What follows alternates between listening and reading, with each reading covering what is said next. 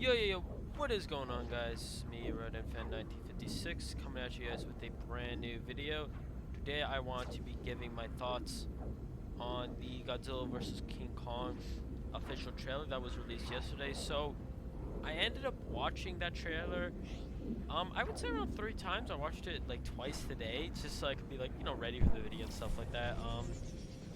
Because I was curious about, just making sure I had my ideas ready and everything. So, I want to talk about what I noticed in the trailer. So, one thing that was interesting, if you guys remember in my teaser trailer video, I mentioned that in the first Godzilla vs. Kong movie, they ended up giving not Godzilla, King Kong an ability, which was he would like eat like electricity basically, and he would like become more powerful. So I was curious. I'm like, okay, what will they do this time? So if you guys watched the trailer, which if you didn't, I will be leaving a link in the description to the trailer.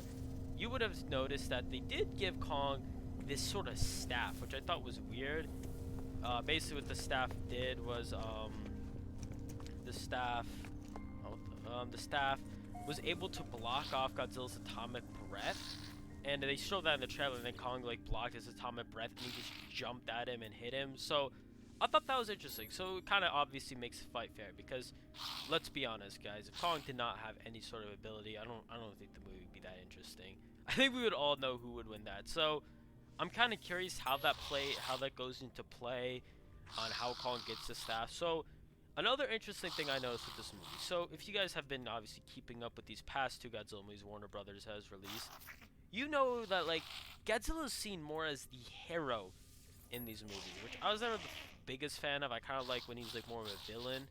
Um, but what it seems like they're doing in this movie, at least the idea that I got from this movie, was that they do want Godzilla to be the villain, because it seems as if they're going to Skull Island to have Kong fight Godzilla, which I thought was interesting, and I like the idea of the change, because they go to Skull Island, they bring that girl who's able to communicate with King Kong, which was just a really weird concept. I'm kind of interested on how that's gonna develop out as well in the movie, like how does she communicate with Kong and like and shit like that. Like I'm just curious how that's gonna develop out and everything. So that was a weird, little bonus that they added. So I do like the idea more of Godzilla being the bad guy, but also I hope that Kong, what was I gonna say? I do like the idea more though, Godzilla being a bad guy in the movie, rather than him, being the hero. So I'm also interested to see how it's gonna end if Kong's seen as the hero, if he's more of like an anti-hero where he's gonna help them out in the sense that he destroys Godzilla, but they're gonna have to still fight him off because Kong's gonna still try to destroy the city or whatever.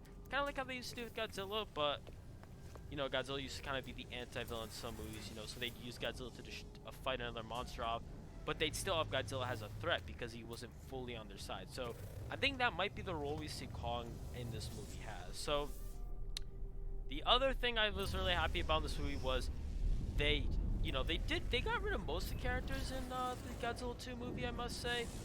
And it seems like they're getting rid of even more characters in this movie. So, huge W. The Godzilla 2014 characters were always, just in my opinion, probably the thing that brought the movie down. I just never liked the characters. So, I'm just so glad that they're like getting a whole new cast of characters, it seems like. That's what I could tell from the trailer. I mean, I haven't looked at the cast itself, but I'm just so glad. Like, those Godzilla 2014 characters really killed the movie for me, but that's the other positive. So, overall, I must say I'm excited for the movie.